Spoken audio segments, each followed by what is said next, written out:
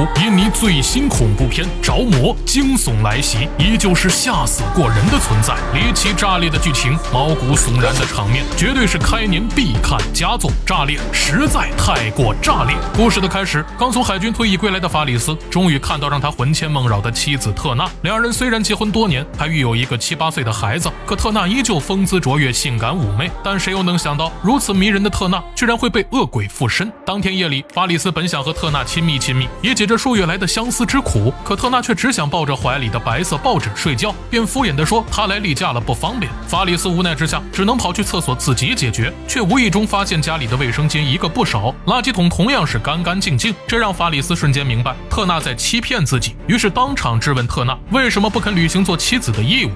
Yang sudah mengangkat derajatmu. Ada banyak kalimat yang saya belum selesaikan. 法里斯不明白特纳为什么会拒绝自己，这让他不禁怀疑特纳或许是有外遇了。面对法里斯的质问，特纳只是沉默应对，这在法里斯看来无异于承认事实。愤怒的法里斯叫嚣着一定要找到那个奸夫，让他得到应有的报应。可此时的法里斯根本想不到，他要找的奸夫竟是一个恶魔。等到隔天一早，法里斯惊讶地发现特纳居然离奇消失了。就在这时，一阵敲门声响起，法里斯一看，对方居然是特纳的好闺蜜米塔。她告诉法里斯，特纳最近为了写剧本一直早出晚归，所以请他帮忙接送孩子上学。让法里斯感到意外的是，连米塔都不清楚特纳的下落，只知道是在一家酒店里，但除了导演瓦尤之外，再没有第3个人知晓究竟是哪家酒店。 Mas Faris bajunya kusut sekali. 想到娱乐圈的各种乱象，法里斯几乎已经可以确定，这个叫瓦尤的导演就是他要找的奸夫。等米塔带着布迪离开后，邻居托尼也不请自来，他告诉法里斯，特纳很可能是被恶灵盯上了。 Tadi subuh saya lihat lagi dia pergi sendiri. 据托尼所说，包头僵尸是一种酷似木乃伊的恶灵，被他盯上绝对没有好下场。可法里斯是个坚定的无神论者，根本不相信世上有恶灵的存在。然而他不知道的是，就在托尼离开时，床上的白色抱枕竟露出了一张瘆人的鬼脸。在送走托尼后，法里斯从家中找到了瓦尤的联系方式，可等他好不容易打通对方的电话，瓦尤居然反过来警告他不要打扰特纳。 Jangan suruh dia berhenti. Hasratnya sedang berapi-api.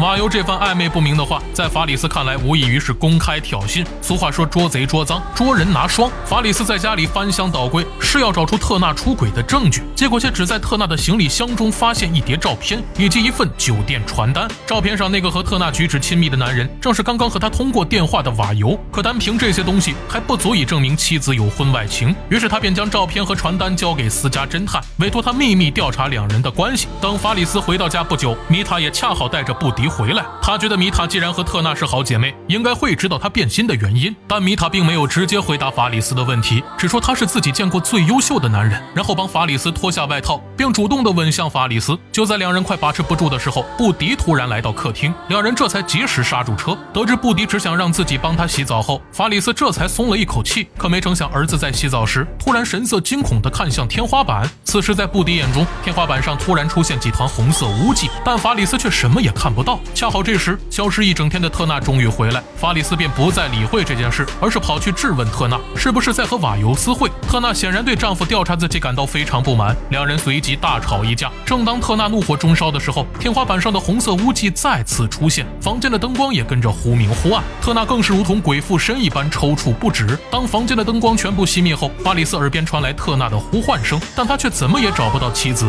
直到灯光再度亮起，法里斯才看到特纳正躺在地上，而刚刚的呼唤声也变成了痛苦的嘶吼，接着他便陷入了昏迷。法里斯见状，急忙将妻子抱上床休息。接连发生的怪事让法里斯整个人心绪不宁，不料下一秒，他竟从镜子中看到特纳怀里的抱枕居然活了过来。法里斯急忙扭头看去，见还是一个平平无奇的抱枕，他只能当作是自己眼花，于是便关灯睡觉。可没过一会儿，特纳就像是在做春梦一样，抓着抱枕不停地摩擦，嘴里还发出各种不堪入耳的声音。法里斯见状，急忙打开灯，并把抱枕扔在地上，特纳这才安静下来。就在这时，电话突然响起，可当法里斯下床接电话时，床下的抱枕一瞬间又变成恶魔的模样。对此毫不知情的法里斯从电话中得知瓦尤刚刚走进那家酒店，这足以证明特纳每晚就是在和他私会。想到这，法里斯彻底愤怒，他本打算将特纳拉起来当面质问，却发现刚刚还昏迷不醒的特纳此刻居然消失不见了。他找遍家里的各个角落都没发现妻子的身影。在法里斯看来，特纳一定又去酒店找瓦尤了，于是他立刻前往酒店，并从守在这里的侦探手里拿到房间钥匙，然后直奔酒店房间。结果却只看到瓦尤一个人正坐在沙发上看剧本。法里斯当即掏出手枪指向瓦尤，质问他把特纳藏在哪里。没成想面对冰冷的枪口，瓦尤居然毫不畏惧，还说手里的剧本就是特纳。法里斯听到这话后，气得一把抢过剧本扔在地上，接着又把瓦尤暴打一顿才离开酒店。可等回到家后，法里斯竟看到特纳正抓着抱枕躺在浴缸里，而且下半身满是鲜血。他赶紧把特纳抱回床上，看到妻子这般模样，法里斯哪还舍得再追问他是否出轨，所以便询问儿子知不知道他是什么时候回来的。哪知布迪却说母亲根本没出门，这让法里斯倍感疑惑。他怎么也想不通，既然特纳一直在家，刚刚又为什么会找不到他的身影？就在法里斯陷入疑惑时，昏睡的特纳竟再次醒来，还换上了一袭红衣，然后撑着雨伞离开家，并乘坐一辆出租车前往那家神秘酒店。司机看到特纳如此引人注目的打扮，还以为她是应招女郎，不禁色心大起。在快到酒店门口时，他终于忍不住伸手摸向特纳紧实的大腿。可正当他一脸满足的时候，竟看到特纳身旁竟有一只恶灵。他被吓得只想撒腿就跑，可却怎么也打不开车门，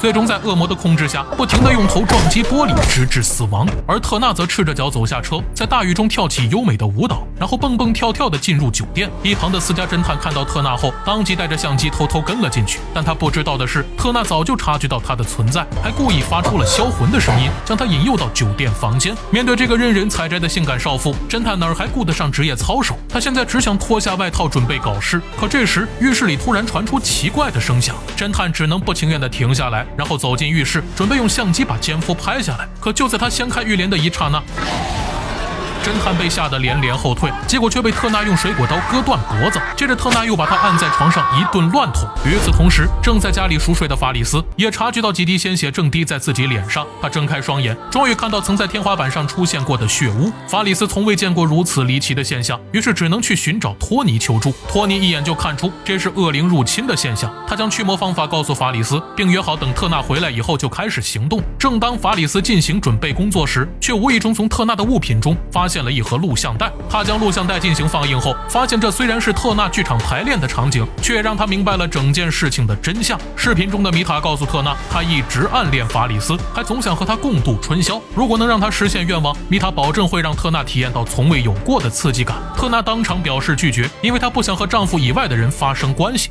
Bukan manusia. Gairah ini yang akan mengubahmu sepenuhnya. 特纳虽然仍旧选择拒绝，但米塔显然没有放弃，所以就是他给特纳招来了恶灵。意识到错怪妻子后，法里斯决定直接去酒店向特纳道歉。谁知瓦尤早就先一步赶来，而且正在拜读特纳新写的剧本。瓦尤看得如痴如醉，根本停不下来，还要求特纳赶快把剩下的部分写完。而瓦尤不停逼迫特纳的行为，终于引起恶灵的不满。随后房间的灯光瞬间熄灭，紧接着天花板也开始出现一团团血污。下一秒，恶灵直接倒挂在瓦尤面前。正当他被吓得愣神时，恶灵操控特纳一刀将瓦尤毙命。等法里斯赶到酒店楼下，恰好看到瓦尤的尸体从楼上摔下来，意识到情况不妙，法里斯紧忙拿着手枪直奔酒店。然而就在他乘坐电梯时，一个老妇人也跟着走进来，嘴里还说着一些奇怪的话。老妇人话音刚落，电梯里的灯光就开始忽明忽暗，紧接着老妇人就在法里斯眼前离奇消失了。如此诡异的一幕让法里斯更加精神紧绷。等他冲进特纳的房间，却只看到这里有个和家里一样的抱枕，而特纳此时已经昏倒在一旁。法里斯将妻子带回家后，在浴室帮他清洗了身上的血渍。等回到卧室后，法里斯看着貌美的妻子，再次忍不住想要和她同房。毕竟从放假回来到现在，他们俩一次都没有亲密过。结果这次特纳不仅拒绝，更是用刀威胁法里斯别再碰他。为了表明不想和法里斯上床的决心，特纳竟用刀划破自己的脖子。等他昏倒后，法里斯急忙帮他止血，并布置好法阵，请托尼帮忙驱魔。托尼拿着驱魔手册，告诉法里斯，第一步要先检查私处。可当他伸手摸向特纳的大腿时，昏迷中的特纳突然醒过来。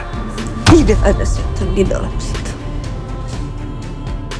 Setan adalah di dalam kalian. 特纳话音刚落，整个人突然腾空而起，嘴里还不停地发出刺耳的嘶吼声。而米塔也恰巧在这时送布迪放学回家。法里斯急忙质问米塔究竟对特纳做了什么。他表示只要能让特纳恢复正常，他愿意满足米塔的一切要求。米塔听到这话后，当即和法里斯拥吻在一起。谁知这时恶灵竟出现在米塔面前，还直接附在他身上。随后米塔瞬间双眼泛白，手持利器刺伤法里斯，然后踉跄地朝门外冲出去，并以一种诡异的姿势在人行道上爬行，接着一路跑进地下隧道，跪在地上疯狂磕头，直到把自己活活给磕死。与此同时，正在给特纳驱魔的托尼竟开始脱下衣服，原来他早就觊觎特纳的身子，趁现在四下无人，他竟想趁机侵犯特纳。好在法里斯察觉到情况不妙，及时冲进房间。就在法里斯和托尼扭打在一起时，特纳再次腾空而起，房间也随即陷入一片漆黑。等法里斯点燃蜡烛后，却发现床上已经没有了特纳的身影。一旁的托尼趁机将法里斯推倒，可他还没来得及逃走，就被恶灵附身，然后和米塔一样，瞬间两眼发白，并跑到客厅，不停地用脑袋撞墙。法里斯见状，决定帮他一把，于是按住他的脑袋，朝着墙壁狠狠撞下去。托尼当场毙命。这时卧室里再度传来妻子的声音，法里斯紧忙冲进去，终于看到恶灵的真身正趴在特纳的身上。这一幕让法里斯彻底崩溃，当场昏了过去。等他醒来后，却发现自己被绑在剧院，其余几个被恶灵杀死的人也都坐在他身旁，而特纳却在舞台上表演着他创作的独幕剧。在恶灵的影响下，不停地控诉法里斯和那些人一样，只想着占有他，命令他，逼迫自己顺从他。在他眼里，这些人远比恶魔还要可怕。好了，今天的故事就到这里，我是香猪，咱们下期见。